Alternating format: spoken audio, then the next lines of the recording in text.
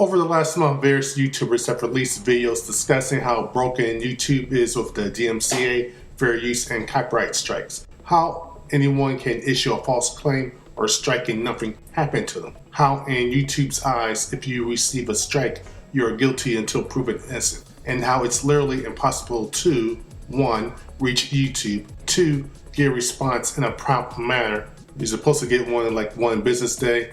You don't. 3. Actually speak to a human person about the issue. Recently, many channels have been getting copyright strikes more often, and some are even getting nearly every feature of theirs taken away after one strike. An example would be Channel Awesome. Even though in the past, when I had just one strike, the same thing would happen to me, I wasn't aware that that was an odd practice for YouTube to do. Well, anyway, to having their channels getting delayed without any strikes, in many cases unable to reach YouTube. Example, I Hate Everything. I must admit, I am proud of how the YouTube community has reacted to this by causing enough stink to get some of these channels back and the strikes removed.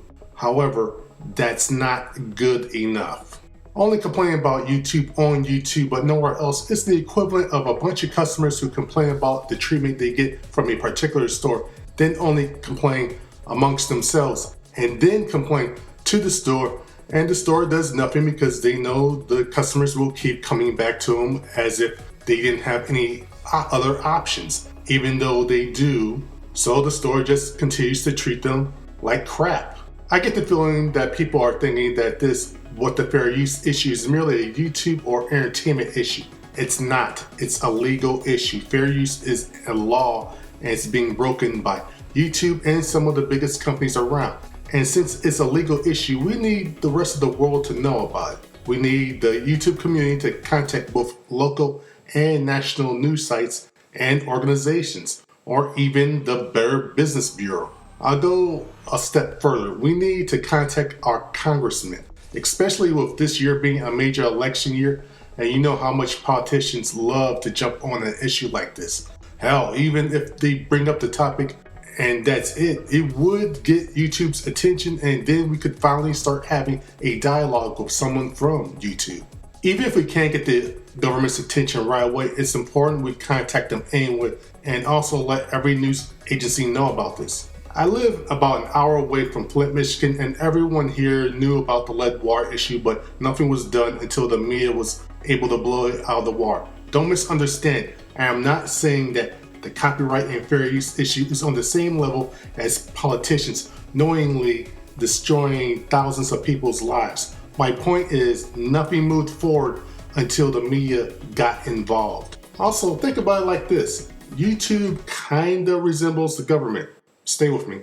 While it makes a lot of money from the major companies and a handful of highly subscribed YouTubers, the bulk of its money, I imagine, is from the small to middle to kinda big channels. There are way more of those than channels like PewDiePie and etc.